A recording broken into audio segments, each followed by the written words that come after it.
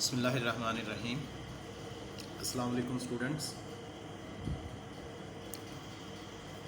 This is our 11th lecture of science for class 5।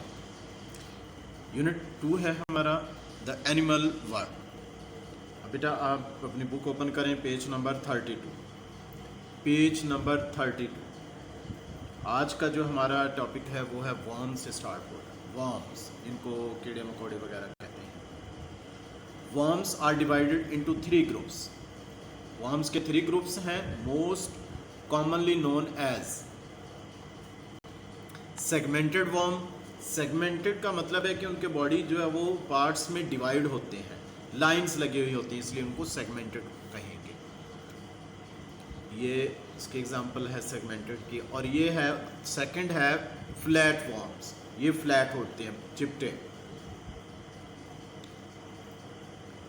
Next है जैसे हम ये राउंड वर्म, ये गोल होंगे, तो ये हमारे पास वर्म्स आ गए। नेक्स्ट बेटा इकाइनोडर्म्स है। Echinoderms live in water, water में रहते हैं। स्टार फिश, देखें कि ये एग्जांपल है, ये स्टार फिश है, स्टार शेप में, इसलिए इसको हम स्टार फिश कहते हैं। असल में ये फिश नहीं होती। Star fish and sea urchin, ये सी अर्चिन है, आर एग्जाम्पल ऑफ इकाइनोडर्म्स। ये इकाइनोडर्म्स की एग्जाम्पल्स हैं। ये सब वो हैं जिनमें वर्टिब्रेट्स नहीं होते। नेक्स्ट बेटा पेज नंबर है 33। पेज 33 अपनी बुक में देखें। नाइडेरियंस, इसमें सी साइलेंट पर है। नाइडेरियंस कौन से हैं? नाइडेरियन लिव इन वाटर, ये भी पानी के अंदर रहते हैं। They have a bag like body, इनका जो है वो बॉडी बैग की तरह होता है। जैसे ये एग्जांपल है जेलीफिश की, ये जेलीफिश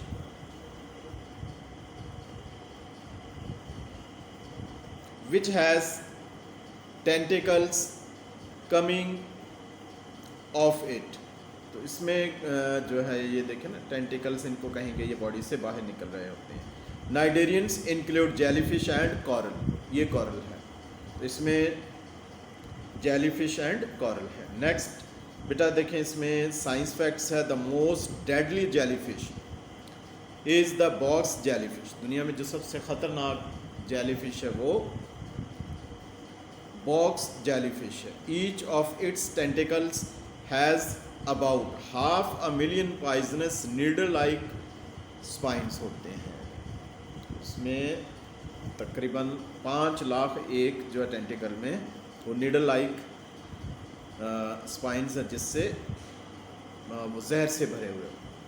अब बेटा रिव्यू क्वेश्चन है, यूनिट 2 के रिव्यू क्वेश्चन आ जाएं, इसी पेज पर हैं।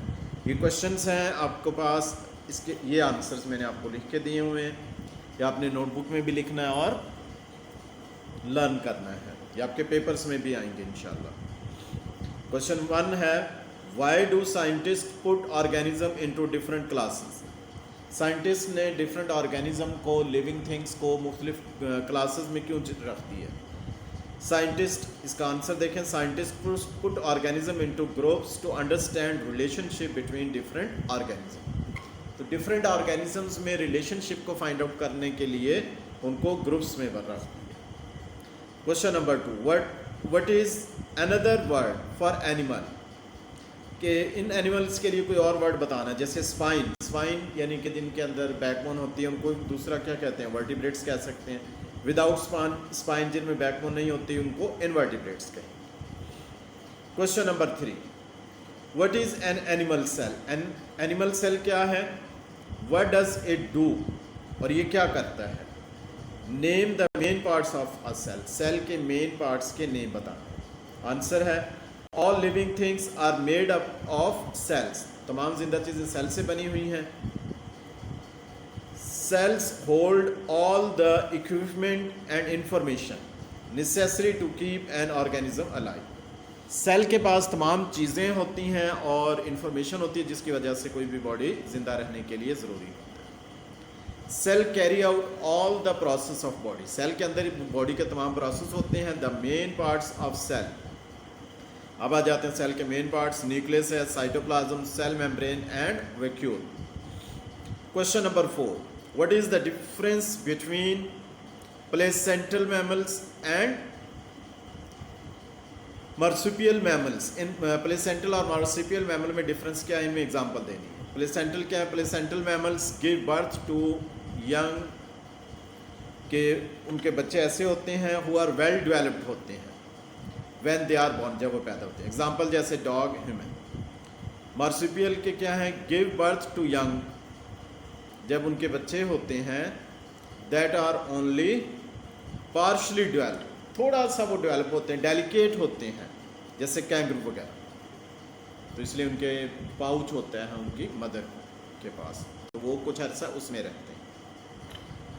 नेक्स्ट है question number 5, what are the common characteristics of each of the following. इनकी कॉमन कैरेक्टरिस्टिक्स क्या हैं, birds, fish, amphibian, arthropods, reptile.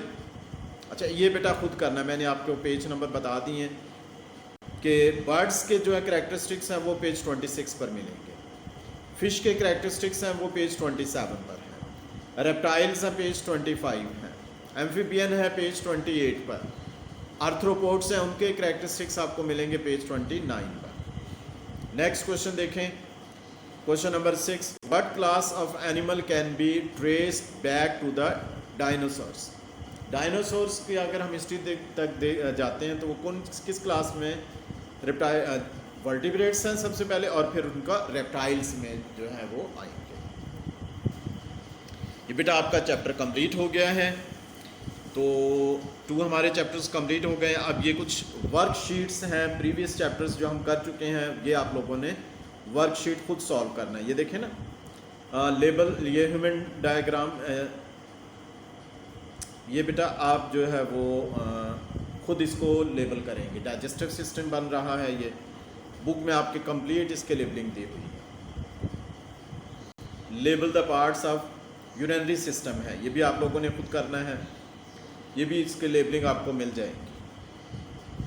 Next है रिस्पिरेटरी सिस्टम है, इसको भी आपने लेबल खुद करना है, ये भी आपके बुक के अंदर गिवन है, और इसमें कुछ ऐसे क्वेश्चंस भी हैं जो मैंने आपको ड्रॉ एंड लेबल करने के लिए दिए हुए थे। ये नेक्स्ट आपकी आ जाएगी एनिमल सेल्स हैं, इनके कुछ आंसर क्वेश्चंस हैं, वो आपने आंसर लिखने हैं, एक एक लाइन से या इससे भी कम हो सकते हैं। Name the main parts of the cell, ये अभी हमने किया, वही जो है रिव्यू में था। Who control the cell growth, cell की ग्रोथ को कौन कंट्रोल करता है, ये सारे बेटा आपने खुद करना। What function is performed by cytoplasm, ये वर्कशीट है, आप लोग इसको खुद सॉल्व करेंगे। नेक्स्ट बेटा देख लें, वर्कशीट है, फिल इन द ब्लैंक्स हैं, तो ये भी आप देखें कि फिल इन द ब्लैंक्स है, इसमें आंसर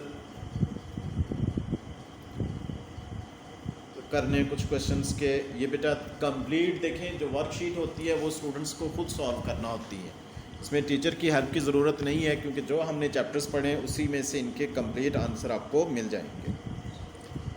नेक्स्ट एक और वर्कशीट है, label the body part of insect, ये इंसेक्ट इसके बॉडी पार्ट्स को लेबल करना है। फिर ये फिल इन द ब्लैंक्स हैं, क्वेश्चन आंसर हैं, इसमें मैं आपकी हेल्प नहीं करूँगा क्योंकि कंप्लीट चैप्टर कर चुके हैं, तो इसमें आप लोगों ने बेटा ये खुद करना है। ये एक और वर्कशीट आ जाती है, ये भी देखें कंप्लीट जो चीज़ें हम पढ़ चुके हैं उसी को है।